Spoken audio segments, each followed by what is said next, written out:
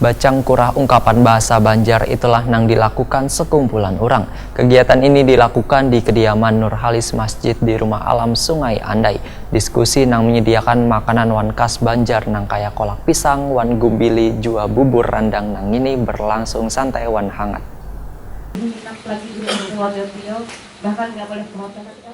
Bacang kurah, ungkapan bahasa Banjar itulah nang dilakukan sekumpulan orang nang kaya Enos Karli, Hajrian Syah, Miki Hidayat, Taufik Arbain, Nasrullah wan Khairia di Asa. Kegiatan ini dilakukan di kediaman Nurhalis Masjid di Rumah Alam Sungai Andai di Komplek Andai Jaya Persada Blok D RT 34, nomor 8 Sungai Andai Banjarmasin Utara, Kamaran Sabtu Januari 2020. Diskusi nang menyediakan makanan wan khas Banjar nang kaya kolak pisang, wan gembili, jua bubur randang nang ini berlangsung santai wan hangat.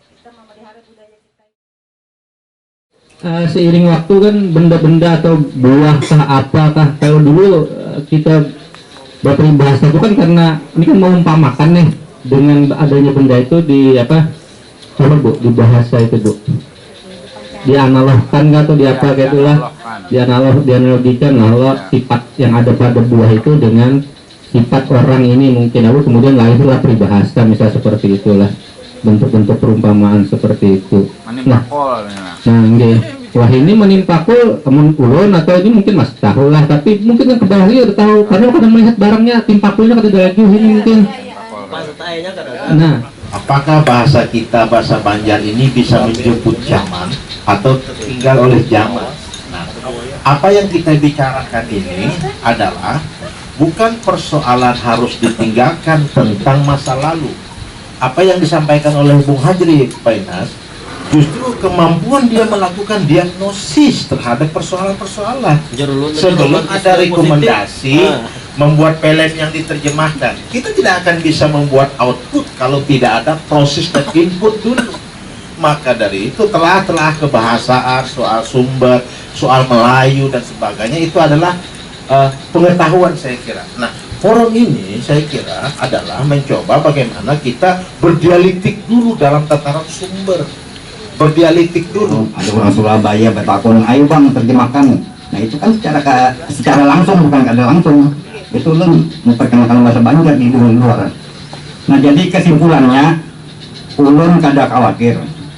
Selama bahwa sebagaimana ada datu topik yang pertama, edisi kita pertama dulu, selama bahwa kita masih belum kiamat, bahasa Banjar kada akan tamat. Terima kasih. Assalamualaikum warahmatullahi wabarakatuh. Dosen Pendidikan Bahasa wan Sastra Indonesia Stikip Banjarmasin Ida Kumalasari, Weritakuni Prima TV memadahkan, bahasa Banjar ternyata masih lebih kuat di perantauan sedangkan di Banjarmasin dipengaruhi banyaknya pendatang wan terkadang masih ada orang yang kurang merasa bangga menggunakannya. Disinilah peran Kuitan untuk menurunkan bahasa Banjar atau menggunakannya dalam percakapan sehari-hari. sementara di wadah kita mungkin Untuk mempertahankan yang pertama, bahasa itu harus diturunkan orang tua kepada anak. Di lingkungan itulah.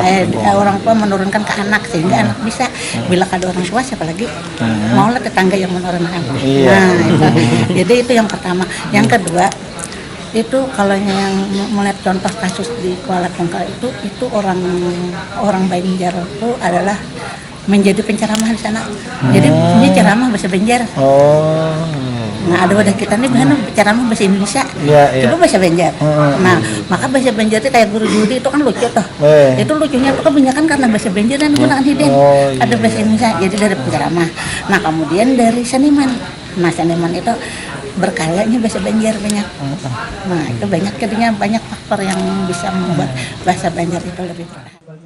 Sementara itu menurut pematik Bacang Kurah, Nurhalis Masjid memadahkan, sudah banyak ungkapan bahasa Banjar yang perlahan-lahan menghilang, lantaran kurang populer di kalangan generasi muda. Melalui kegiatan ini, ujar Ketua Ombudsman Perwakilan Kalimantan Selatan ini, maka mulai dikumpulkan ungkapan bahasa Banjar yang mulai ditinggalkan tersebut, kemudian akan dibukukan sebagai upaya pelestarian bahasa Banjar. Nurhalis Masjid meminta pemangku kebijakan memiliki upaya untuk melestarikan bahasa Banjar ini. Pusing, minik, bubuhan nama jambat kita akan menggunakan minik lagi, misalnya pandit, baugah itu kan digunakan lagi. Jadi itu tadi disebutkan bahwa mungkin penjaga gawangnya itu justru orang-orang Banjar yang ada di perantauan. Orang Banjar yang ada di sini justru sudah perlahan-lahan kehilangan karena tercampur baur dengan para pendatang, dan kita justru terbawa dengan para pendatang. Kira-kira itu. Berarti itulah Bang, untuk peran orang tua sendiri seperti apa Bang sebenarnya? Peran orang tua sangat penting, apakah di rumah itu menggunakan bahasa Banjar atau tidak, karena kami di sini juga pakai bahasa Banjar. Ada banyak kata-kata yang ketika kami ucapkan, anak itu menanyakan lagi, apa tuh artinya bah? Nah, kalau kemudian kita jelaskan segala macam, itu akan diingat oleh dia. Tapi kalau misalnya kita sehari-hari bahasa Indonesia di rumah atau bahasa lain lah, itu pasti akan hilang. Mudah sekali hilangnya itu karena ketika itu ada digunakan, tidak akan ini lagi. Endingnya itu kami harap ini terus bergulir menjadi perbincangan. Mudah-mudahan lalu kemudian ini direspon oleh pengambil kebijakan, DPR kah, pemerintah kah. Oke, kalau gitu kita buat misalnya sarasehan bahasa Banjar yang berkala, atau ada upaya-upaya dari Dinas Kebudayaan kah, Dinas Pendidikan untuk mengkaji lebih jauh lagi tentang bahasa-bahasa yang sudah hilang, sehingga lalu kemudian itu bisa kita lestarikan. Pemantik Bacangkurah Khairiyadi Asa memadahkan diskusi bahasa Banjar ini sebagai langkah untuk menemukan kembali bahasa Banjar yang sudah mulai hilang dari bahasa pergaulan Banua. Khairiyadi Asa membantah bila bahasa Banjar akan punah, justru ke depan akan lebih dinamis asalkan digunakan saban hari. Nah, artinya kalau ukuran waktu 20 tahun lebih itu tidak akan punah bahasa Banjar. Tapi yang kita diskusikan ini adalah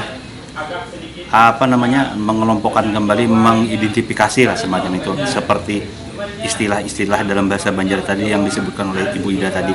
Jadi ada beberapa istilah bahasa Banjar yang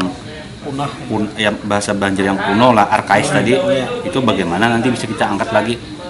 Kata-kata seperti wigas, apa tadi yang dikatakan Ibu Ida tadi, kan banyak kan kata-kata yang sudah tidak diucapkan lagi zaman sekarang. Itu banyak anak-anak sekarang tidak tahu apa maknanya. Jadi bukan berarti bahasa Banjar itu akan punah, bukan. Melaksanakan diskusi ini malah kita mempertemukan lagi, karena berkembang kan, bahasa itu berkembang. Yang namanya bahasa itu dinamis.